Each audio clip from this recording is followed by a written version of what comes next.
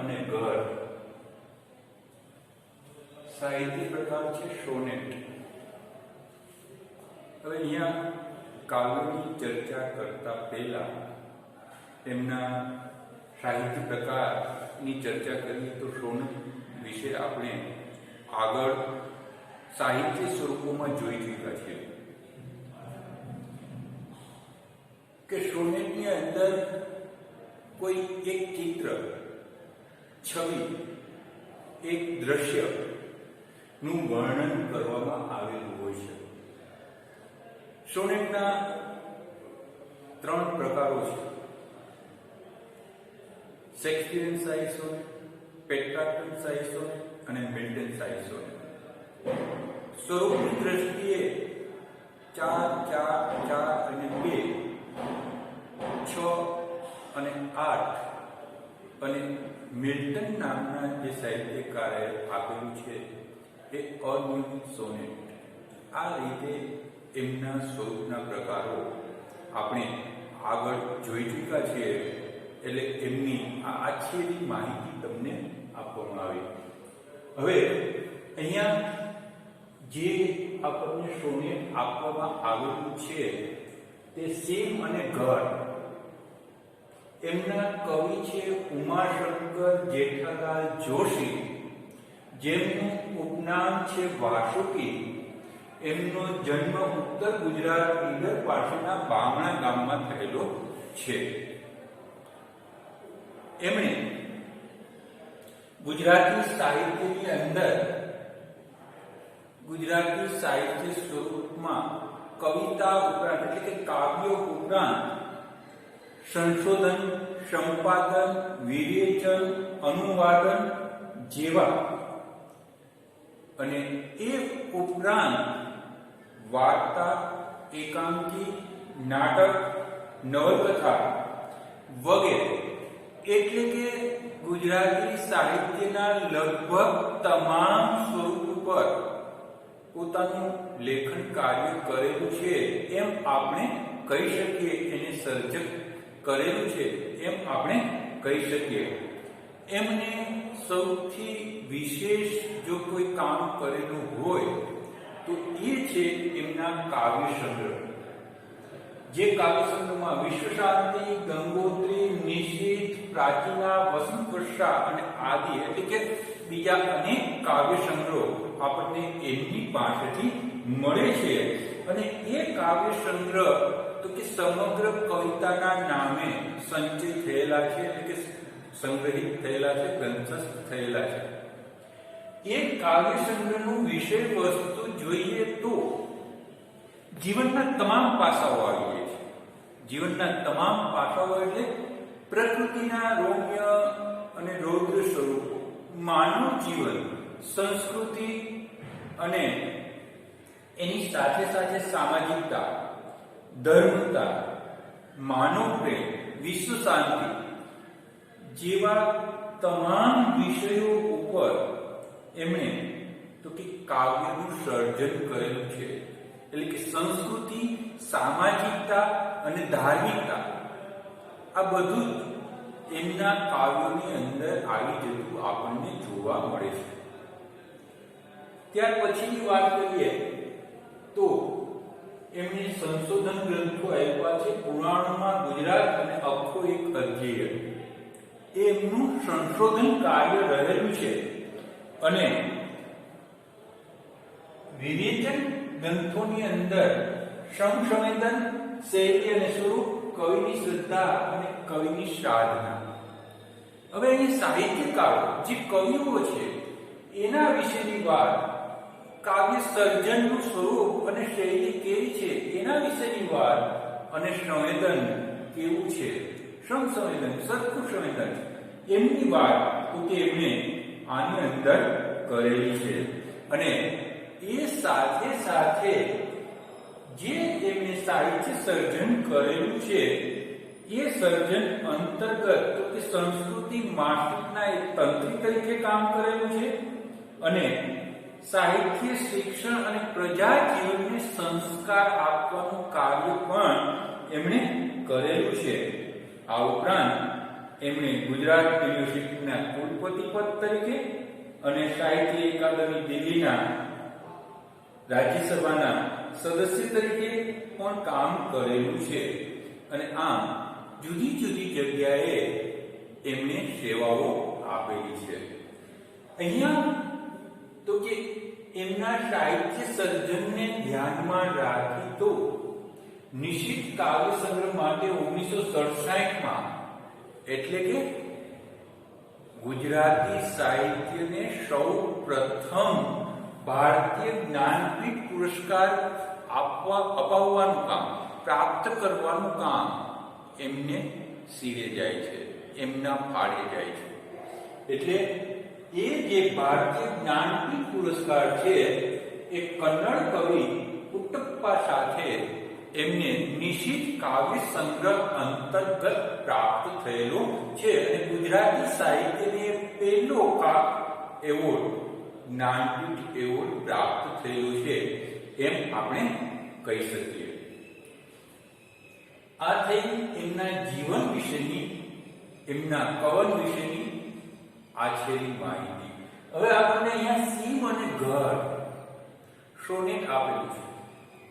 એ સોનેટની અંદર તો કે આપણે સમગ્ર ભારતના કૃષિ પ્રધાન દેશ તરીકે ઓળખીએ છીએ. એટલે સીમ અને ઘર એ બંને શબ્દોથી આપણે સુપરિચિત છીએ, માહિતગાર છીએ. કવિએ અહીંયા આ સોનેટ, શેક્સપિયર સાહિત્ય સોનેટ નું જે સ્વરૂપ છે એ અંતર્ગત ચાર અને 2 કુલ 14 પંક્તિ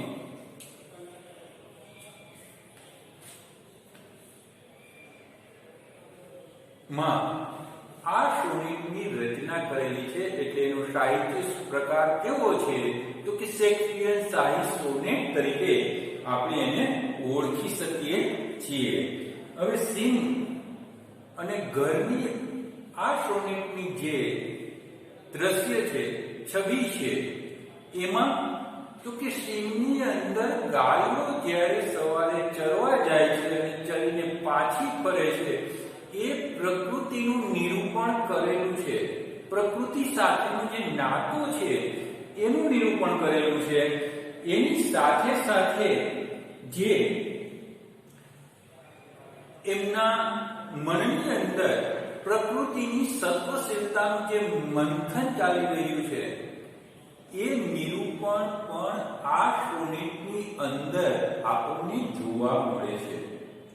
એટલે કે અસ્તિત્વની અંદર, પ્રકૃતિની અંદર જે અમૃત કુંભ છલોછલ ભરેલો છે એને આપણે કેવી રીતે પ્રાપ્ત કરી શકીએ, માણી શકીએ અને એનો આનંદ લઈ શકીએ એ વાત આ સોનેટની અંદર કવિ ઉમાશંકર જોશી એટલે કે વાસુકીએ કરેલી છે.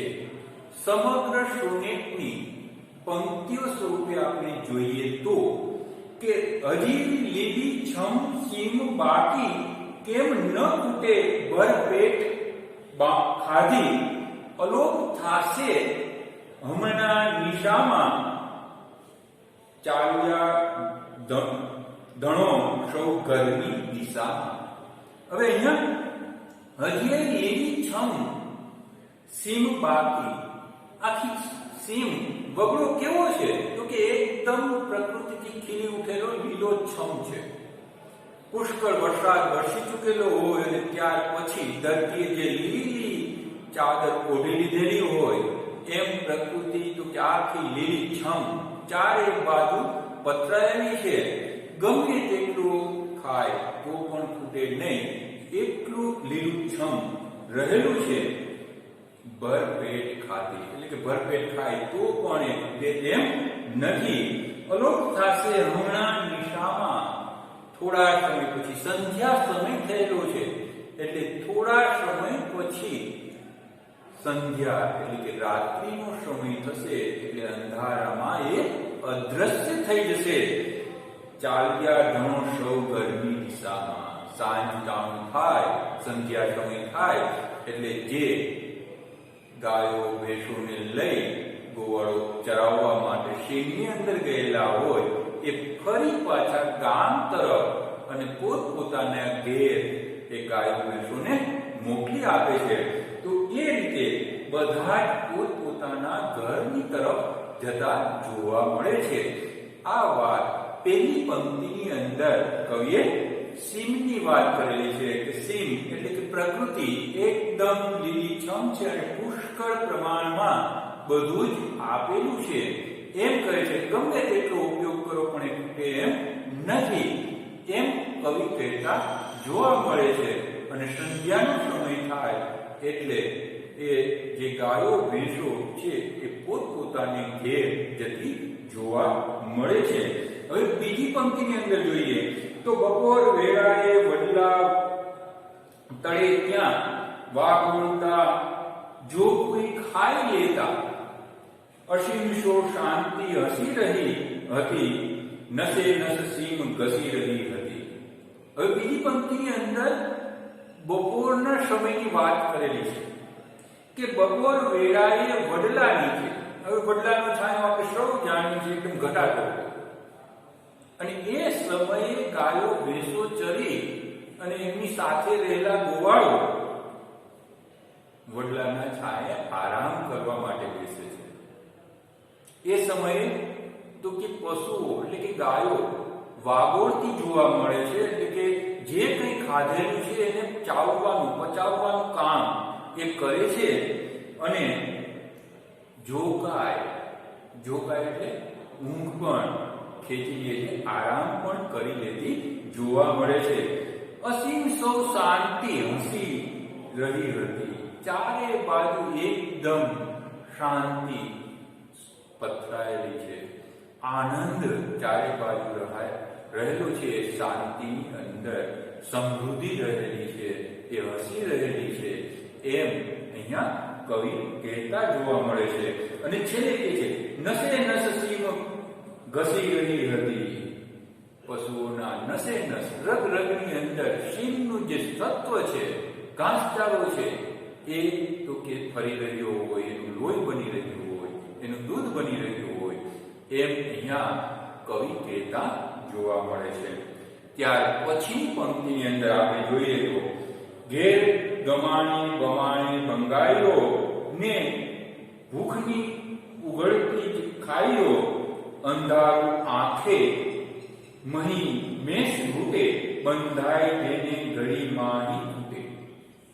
હવે સાંજના સમયે જે ગાયો ભેંસો પાછી ફરેલી છે અને એ ઘરની ગમાણની અંદર, ગમાણ એટલે ઢોરને બાંધવાની જગ્યા, ત્યાં એ બંધાયેલી છે અને બમણે બગાડ્યો કે ઢોરને બગાડ્યો નાની ઈતળની જેવી જીવાતો જે ચોટેલી છે એમની પણ ભૂખ ઉઘડતી જોવા મળે છે. કારણ તો કે સત્વશીલ ખોરાક લીધેલું છે, નસે નસમાં એ લોહી વહી રહ્યું છે, તો એમને પણ પોતાનો જે ખોરાક છે એ બધું સારી રીતે પ્રાપ્ત થઈ શકે છે. અને અંધારું આંખે મહી મેષ રૂટે. રાત્રિનો સમય, સંધ્યા પૂર્ણ થયેલી છે, ચારે બાજુ અંધારું પથરાયેલું છે અને એ કેવું છે તો કે એકદમ કાળું દિવાન મેષ જેવું અંધારું ચારે બાજુ પથરાયેલું છે. બંધાય એને ઘડી માહી તૂટે. હવે ગમાણે ગાયો ભેંસો આવે એટલે એમને બાંધી દેવામાં આવે છે અને થોડી જ વારની અંદર આખું એક પલટાતું દ્રશ્ય કવિએ અહીંયા વ્યક્ત કર્યું છે. છેલ્લી પંક્તિમાં જ્યાં આંચળોમાં મુખ નાખ્યું વાછરડે સારીએ કે સીમનું હીર ત્યાં દળે. હવે અહીંયા છેલ્લી પંક્તિની અંદર આખો દિવસ ગાયો ભેંસો જે વગડાની અંદર સીમની અંદર ખોરાક લીધેલો છે, ખાઈ પીને આવેલી છે, તો એ ખાય છે એ કેવું છે તો કે પ્રકૃતિનું એક સ્વરૂપ છે, સત્વશીલ સ્વરૂપ છે, લીલું ઘાસ છે એ ચરેલું છે અને એ એકદમ ધરાયેલી હોય તો દૂધ પણ સારું આપે. એટલે એમના જે નાના વાછરડાઓ છે એ ઝેરી ગમાણે બાંધવામાં આવે છે અને એ સાથે એમને દોવાના સમયે પેલા વાછરડાને મૂકવામાં આવે છે. તો એ વાછરડું જેવું ગાયને પાસે જઈ આચર મોઢામાં લઈ અને દૂધ પીએ છે ત્યારે સમગ્ર સિંહનું સત્વ તો કે એમના મુખની અંદર દૂધ વાટે ધાર રૂપે આવતું જોવા મળે છે. આમ આ સોનેટની અંદર કવિએ પ્રકૃતિનું એક સુંદર મજાનું દ્રશ્ય આપણી સમક્ષ રજૂ કરેલું છે, જે આપણે જોયું. આ કાવ્યની અંદર આવતા તળપદા શબ્દો, શબ્દ સમૂહો તૈયાર કરવાના છે. એ સાથે સાથે સ્વાધ્યાયના પ્રશ્નો તૈયાર કરી નોટબુકની અંદર ઉતારી લેવાના છે.